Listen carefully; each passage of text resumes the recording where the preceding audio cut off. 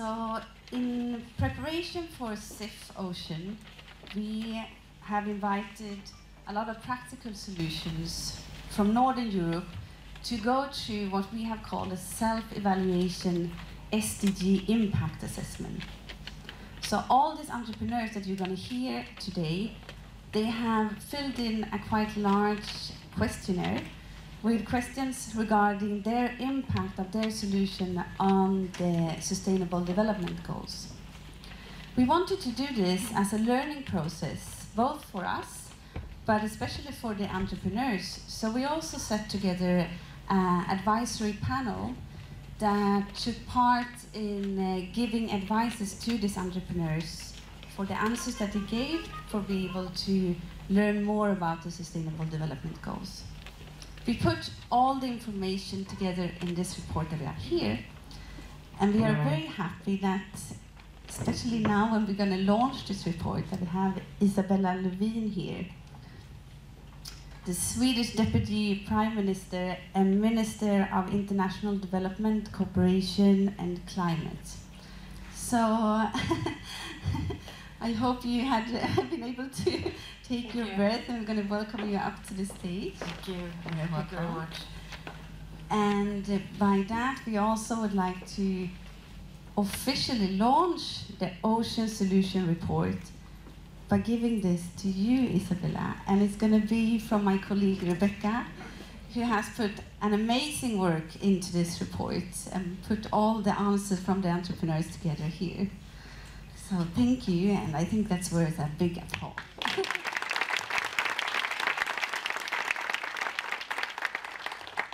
So as you know, we're soon going to hear some examples from the report, but before that, we look forward to hear some words from you regarding the UN conference coming up. Thank you so much, and thank you for the Ocean Solutions report. And I was just thinking, having breakfast, that it is really amazing that we have all this momentum now and all this energy around saving our oceans. And this breakfast, I'm really honored, this day actually, I'm really honored to be able to be here and to speak to all of you.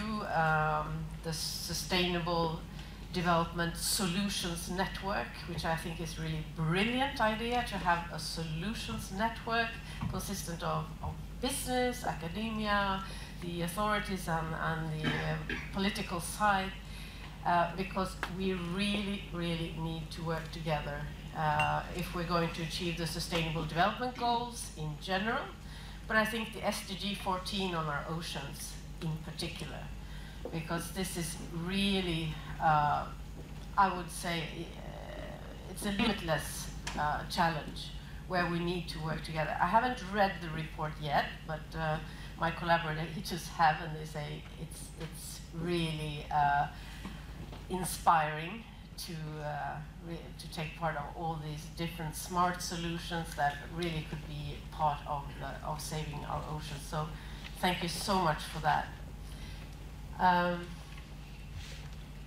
I'd like to start by just this picture now. It's not so dark in here, but I think you can see our blue marble there in the black sea of emptiness.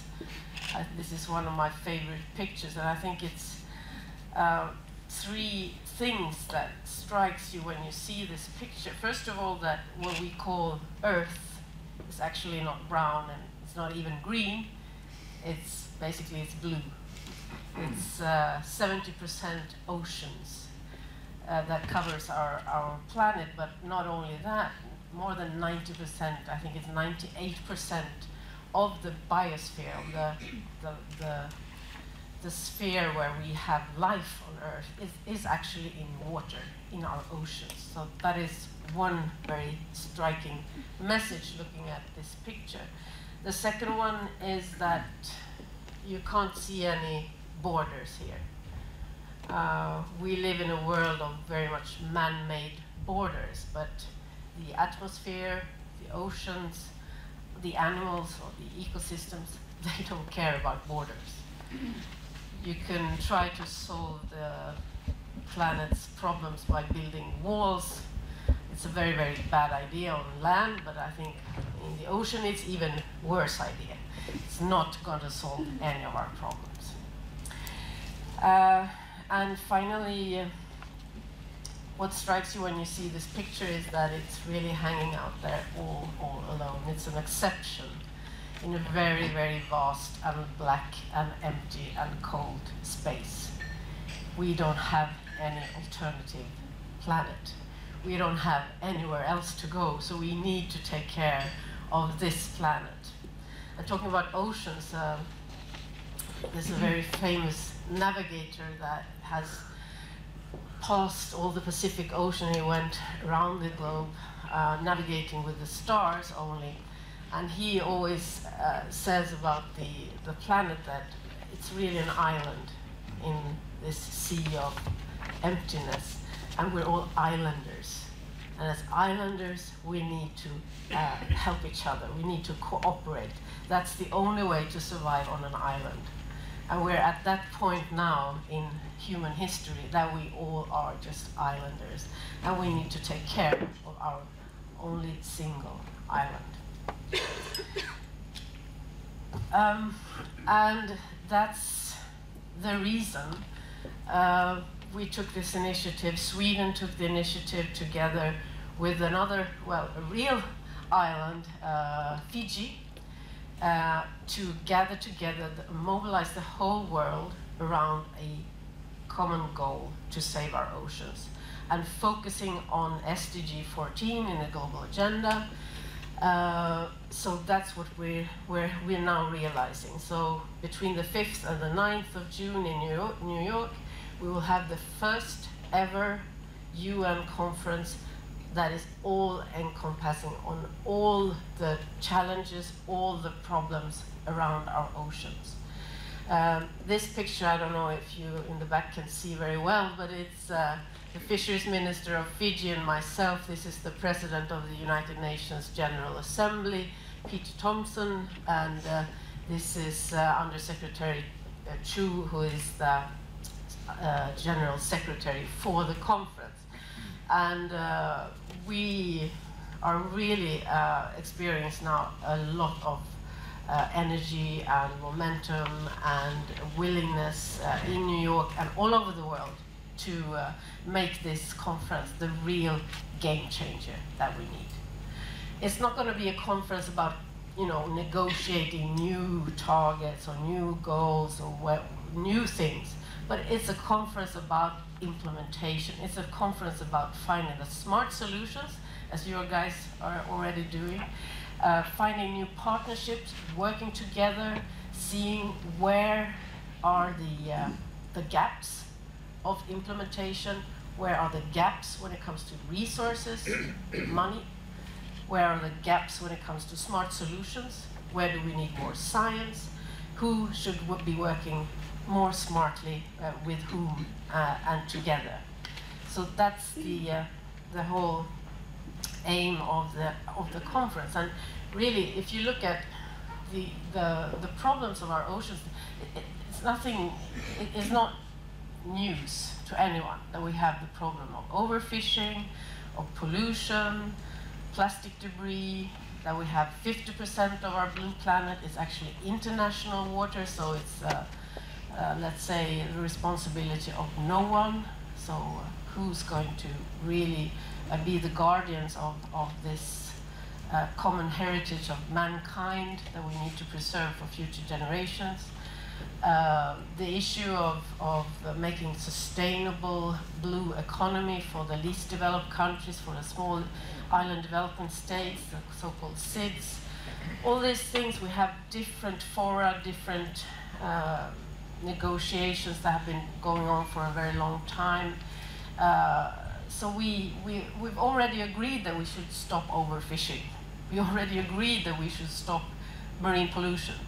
We already agreed that the least developed countries should have support to be able to really monitor and surveil and control and their own waters. We already agreed that we should work together to make sure that the rules and regulations that are in place on how to behave in the oceans should be respected. but it's not happening. That's what we need to change now. We need to not negotiate anything new. We just need to make sure that we analyze and get our acts together on how we're actually going to make things change this time. And it doesn't work, you know, I don't know if you already touched upon the issue of stovepipes, working in stovepipes. So we have fisheries over here, we have pollution over here, we have sustainable development and poverty eradication over here, we have food security over here, and these things never meet. But the idea here in the conference would be that these things shall meet. And we see that we will have much more possibility of success if we work together and put all our minds together to do it. Let's see now if I'm going to say something. Yes, and also I know that there's a side event planned in New York where small and bigger companies can showcase inspirational solutions, and you will also be part of that. And I think that's really amazing. So very, very briefly, what will be the outcomes of the conference? There will be a negotiated declaration, nothing new, just a declaration saying everyone is committed to saving our oceans. And so that will be one of the things, sorry. The second one will be 7 partnership dialogues, which will really be the core of the conference, with conclusions on and recommendations. So the 7 partnership dialogues will be around 7 topics. I don't know if you're familiar with SDG 14 and its sub-targets, but it will be around 7 of the sub-targets. And this will be going on for the whole week, and will create like the to-do list on each and every one of the sub-targets. And thirdly, it will be also voluntary commitments from UN member states and other actors. So the best case scenario would be that everyone would sit down and think, okay, so we need to be at 100% sustainable oceans by 2030, and do the back calculation. So what should we start by doing in order to get there by 2030? This process everyone needs to do in the remit of the UN, but I think also it's very valuable that other actors, so also the private sector and organizations, will also submit their voluntary commitments. Swedish priorities are 3. One is on the blue economy with a special focus on sustainable fisheries. The second one on marine debris and plastic pollution. That will be very interesting, very many events around that. And the third one on climate change and how it's affecting our oceans in a negative way. And got a sign there saying 3 minutes, and I think I'm already done with my presentation, but just saying that if we're going to succeed with this very, very, very big challenge of saving our oceans, where we see the trends are going in a direction where we will have more plastic than fish in our oceans by 2050 if we don't turn the trends, then everyone needs to participate. And that's why I'm so delighted to see all of you here, that Sustainable Development Solutions Network is focusing on our oceans this year. I see some familiar faces here. I know there's many brilliant minds in the audience, and I just want to congratulate you and encourage you to all continue your good work, and I hope to see some of you in New York, and even if you're not there, I need to see some of your commitments in New York. Thank you very much.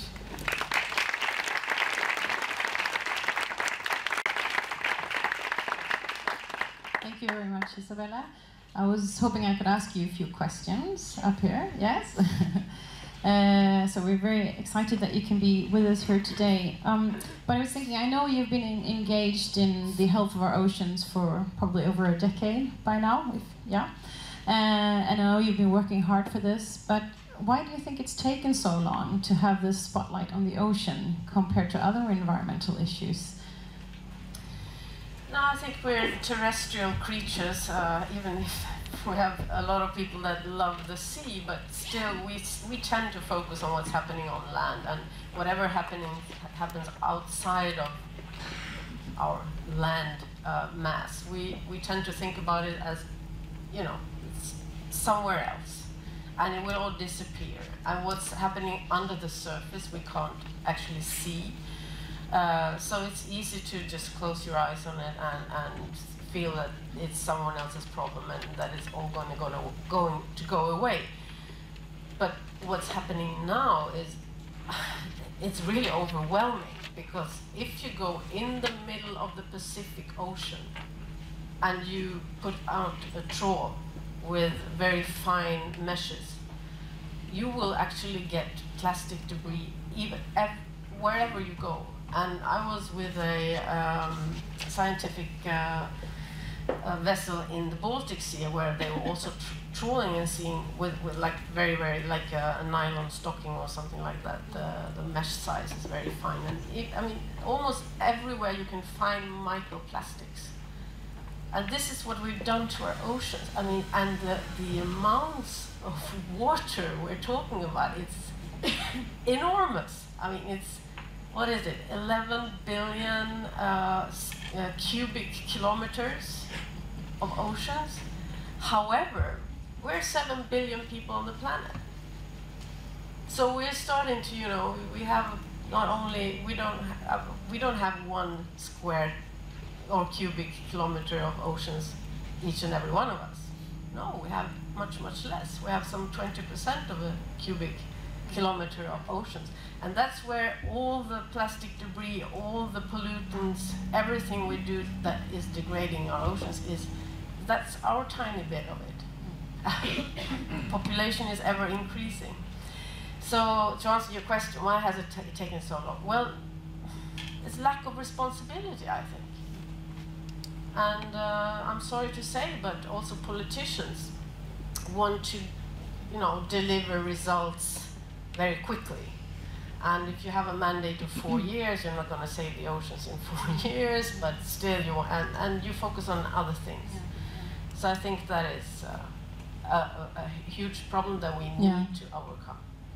I'm also thinking that technology can now help us maybe make some of these issues available, or visible, I mean. So I think that's something that can help us visualize the problem.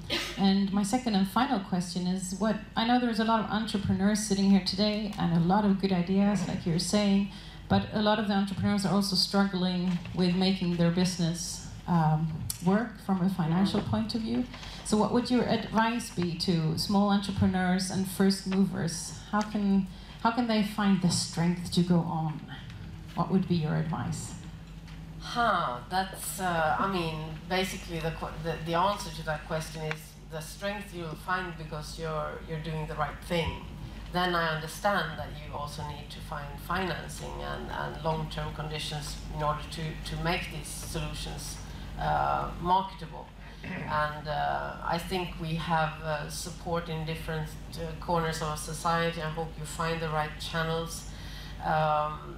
But this government is really now focusing on sustainable oceans, also in development cooperation that I'm responsible for, and I think we will see also new opportunities there to export the smart technologies and the smart solutions, because the world needs them. And not least when we're talking about plastic debris, I mean, many countries in the world does not have solutions for recycling or even basic waste management. So there's a lot to be learned and a lot to be shared on good solutions. So I think everyone can contribute, everyone must contribute, because otherwise it's going to be really, really tough. The politicians can't do it by themselves. That's a great final line. Thank you very much, Isabella. I'm very pleased to have you here, and I know you have other engagements. Yes. But thank you very much for coming, and good luck with the rest of your day.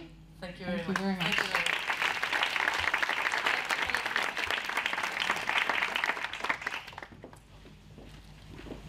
much. Okay, so with those inspiring words, we will move on. We'll start by hearing a summary from Susanne from the discussions that have been taking place up here. Hello. Yeah, okay, so yeah, I think we had first, we were sitting in the four different groups, as you know, and then we gathered here for a joint discussion to see what kind of common barriers and common action points we could sort of see from those group discussions. And some of the sort of common barriers that almost all groups did identify was the lack of private investment. There is some soft money available in the system for those startup companies, but trying to get the private sector, the private investors interested is a challenge. So that was one sort of a common barrier, and also the need for the lack of being able to do larger scale tests in demonstrators is also something common for the industry here, that there is a lack of test bed possibilities in order to be able to upscale the ideas. And also there's a lack of some proper legislations, especially when it comes to the marine litter situation. So I think that sums up at least 3 of those barriers that are similar. And then for the action points, communication, we can see that communication to build up some kind of platform for communication. What is this sector? What can this sector provide for the society in terms of proteins or energy, and also solutions to the problems with the marine litter and pollution? So there was an idea to sort of build a campaign where we work together to produce communication material which can be put forward to investors and to the public, and also to the politicians, where we actually can describe this potential for the sector. I think that's a very good idea, actually. And then also, as I said, the lack of test beds or demonstrators, we should invest in those test beds in order to have some kind of possibility to test what those solutions can actually mean. And some adopting some regulations, especially banning the use of plastic bags, is a concrete action point. And there were several other ideas that we took forward, but this will be sort of written down, and you will also present this tomorrow in the Havs- och Vattenforum, as I understand. Yes, we will. Thank you very much, Susanne. And thank you very much upstairs for working so hard together to come to these conclusions. And as Susanne said, one way that we'll take these results forward is that I don't know what they call the conference, but Havs- och Vattenforum in Swedish, that the Swedish Agency for Marine and Water Management are having just next door here. So we will be presenting our conclusions from today there tomorrow. I also want to mention that the Maritime Cluster of West Sweden are very keen to help entrepreneurs, initiatives, ideas to develop further.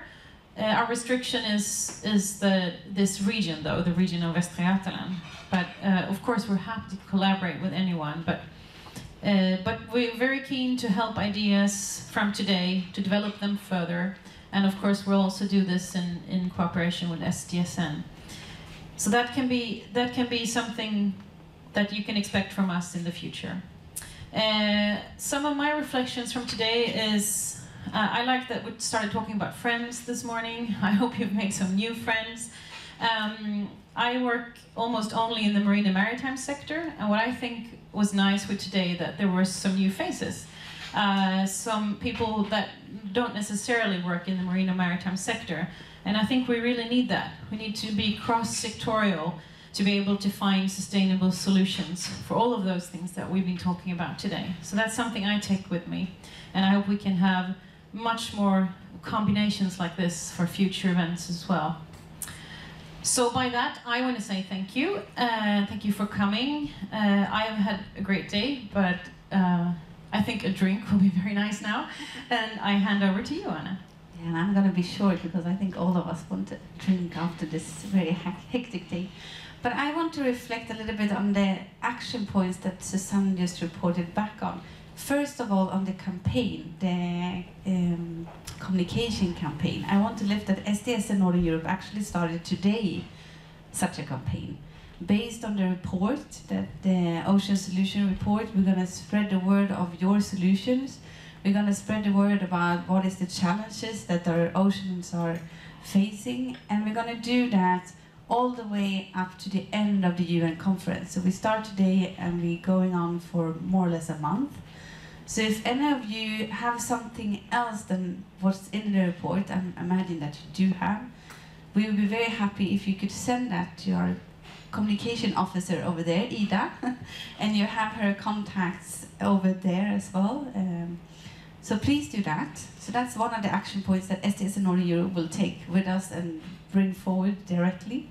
And the other one I wanted to reflect on is the need for test beds. As you know, we are a network with universities and knowledge institutions in the Nordic region, globally as well, but we take care of the Nordic part.